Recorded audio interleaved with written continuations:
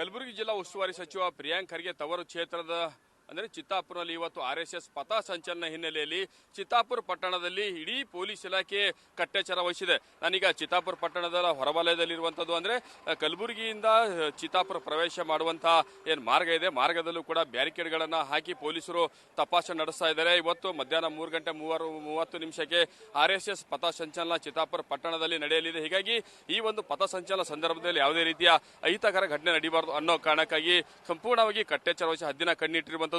ಏನು ಚಿತ್ತಾಪುರ ಪಟ್ಟಣ ಪ್ರವೇಶ ಮಾಡುವಂತಹ ಮಾರ್ಗದಲ್ಲಿ ಅಂತಂದ್ರೆ ಚಿತ್ತಾಪುರ ಪಟ್ಟಣದ 4 ದಿಕ್ಕಿನಲ್ಲೂ ಕೂಡ ಪೊಲೀಸರು ಚೌಕಿಗಳನ್ನು ಹಾಕಿಕೊಂಡು ಸುಮಾರು 10 ರಿಂದ 15 ಪೊಲೀಸರು ಬ್ಯಾರಿಕೇಡ್ಗಳನ್ನು ಹಾಕಿಕೊಂಡು ತಪಾಸಣೆ ಪ್ರತಿಯೊಂದು ವಾಹನ ಚಿತ್ತಾಪುರ ಪ್ರವೇಶ ಮಾಡುವಂತಹ ಪ್ರತಿಯೊಂದು ವಾಹನವನ್ನ ತಪಾಸಣೆ ಮಾಡುವಂತ ಕೆಲಸ ಮಾಡ್ತಾ ಇದ್ದಾರೆ. ಯಾಕಂತಂದ್ರೆ ಈಗಾಗಲೇ ಆರ್ಎಸ್ಎಸ್ ಪಥ ಸಂಚಲನದ ಹೈಕೋರ್ಟ್ ಮಧ್ಯಸ್ಥಿಕೆಯಲ್ಲಿ ಜಿಲ್ಲಾಡಳಿತ ಅನುಮತಿ ಕೊಟ್ಟಿದೆ. ಕೆಲವು ಕಂಡೀಷನ್ಗಳನ್ನು ಕೂಡ ಹಾಕಿರುವಂತದ್ದು ಅಂದ್ರೆ ಚಿತ್ತಾಪುರ ಚಿತ್ತಾಪುರ ತಾಲೂಕಿನಲ್ಲಿರ್ತಕ್ಕಂಥ ಸ್ವಯಂ ಸೇವಕರು ಮಾತ್ರ ಈ ಒಂದು ಪಥ ಸಂಚಲನದಲ್ಲಿ ಭಾಗಿಯಾಗಬೇಕು ಅನ್ನೋ ಕೆಲವು ಕಂಡೀಷನ್ಗಳನ್ನು ಹಾಕಿರೋದ್ರಿಂದಾಗಿ ಹೊರಗಡೆಯಿಂದ ಚಿತ್ತಾಪುರ ತಾಲೂಕಿನ ಹೊರಭಾಗದವರು ಈ ಒಂದು ಪಥ ಸಂಚಲನದ ಯಾವುದೇ ಕಾರಣಕ್ಕೂ ಭಾಗಿಯಾಗೋದಕ್ಕೆ ಅವಕಾಶ ಇಲ್ಲ. ಆ ಹಿನ್ನೆಲೆಯಲ್ಲಿ ಪ್ರತಿಯೊಬ್ಬರು ಕೂಡ ತಪಾಸಣೆ ಮಾಡುವಂತ ಕೆಲಸ ಮಾಡ್ತಾರೆ. ಅವರ ಆಧಾರ್ ಕಾರ್ಡ್ಗಳನ್ನ ಚೆಕ್ ಮಾಡುವಂತ ಕೆಲಸ ಮಾಡ್ತಾ ಇದ್ದಾರೆ. ಮತ್ತೊಂದು ಕಡೆಗೆ ಯಾವ ಕಾರಣಕ್ಕಾಗಿ ಚಿತ್ತಾಪುರ ಪ್ರವೇಶ ಮಾಡ್ತಾ ಇದ್ದೀರಿ ಅನ್ನೋಂದ್ರೆ ಯಾವ ಕಾರಣಕ್ಕಾಗಿ ಹೋಗ್ತಾ ಇದ್ದೀರಿ ಅನ್ನುವಂತ ಕಂಪ್ಲೀಟ್ ಮಾಹಿತಿಯನ್ನು ಕಲೆ ಹಾಕುವಂತ ಕೆಲಸ ಪೊಲೀಸ್ ಸಿಬ್ಬಂದಿಗಳು ಮಾಡ್ತಾ ಇದ್ದಾರೆ. ನೀವು ದೃಶ್ಯದಲ್ಲೂ ಕೂಡ ಗಮನಿಸ್ತಾ ಇರುವಂತದ್ದು ದ್ವಿಚಕ್ರ ವಾಹನ ಆಗಿರ್ಬೋದು, ಕಾರ್ ಆಗಿರ್ಬೋದು, ಲಾರಿ ಆಗಿರ್ಬೋದು, ಟ್ರಾಕ್ಟರ್ ಆಗಿರ್ಬೋದು, ಹೀಗೆ ಚಿತ್ತಾಪುರ ಪಟ್ಟಣ ಪ್ರವೇಶ ಮಾಡುವಂತಹ 4 ದಿಕ್ಕಿನಲ್ಲೂ ಕೂಡ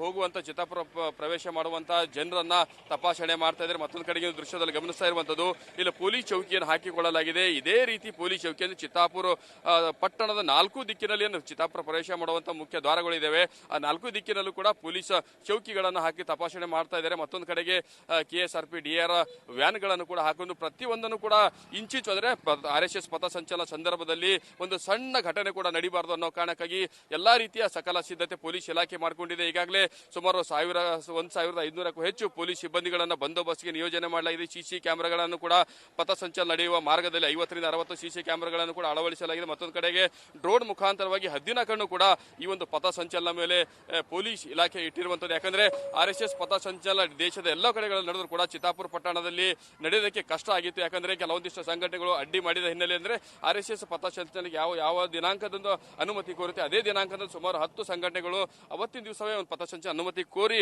ಅಡ್ಡಿಪಡಿಸುವಂತ ಕೆಲಸ ಮಾಡ್ತಾ ಇತ್ತು. ಆದ್ರೆ ಇದೀಗ ಹೈಕೋರ್ಟ್ ಮಧ್ಯಸ್ಥಿಕೆಯಲ್ಲಿ ಕಲಬುರಗಿ ಜಿಲ್ಲಾಡಳಿತ ಆರ್ಎಸ್ಎಸ್ ಪಥ ಸಂಚಲನಕ್ಕೆ ಇವತ್ತೇನು ಅವಕಾಶ ಕೊಟ್ಟಿರುವಂತದ್ದು. ಮತ್ತೊಂದು ಕಡೆಗೆ ಉಳಿದ ಸಂಘಟನೆಗಳು ಕೂಡ ಸದ್ಯಕ್ಕೆ ಸೈಲೆಂಟ್ ಆಗಿರುವಂತದ್ದು. ಉಳಿದ ಸಂಘಟನೆಗಳು ಕೂಡ ಇವತ್ತು ಪಥ ಸಂಚಲನ ದಿವಸ ಯಾವುದೇ ಕಾರಣಕ್ಕೂ ಈ ಒಂದು ಚಿತ್ತಾಪುರ ಪಟ್ಟಣ ಪ್ರವೇಶ ಮಾಡೋದಿಲ್ಲ. ಬದಲಾಗಿ ಸಂವಿಧಾನ ಸಮರ್ಪಣಾ ದಿನ ಅಂತ 26ನೇ ತಾರೀಕು ಬೃಹತ್ ಕಾರ್ಯಕ್ರಮ ಮಾಡೋದಕ್ಕೆ ಅವರು ಮುಂದಾಗಿದ್ದಾರೆ.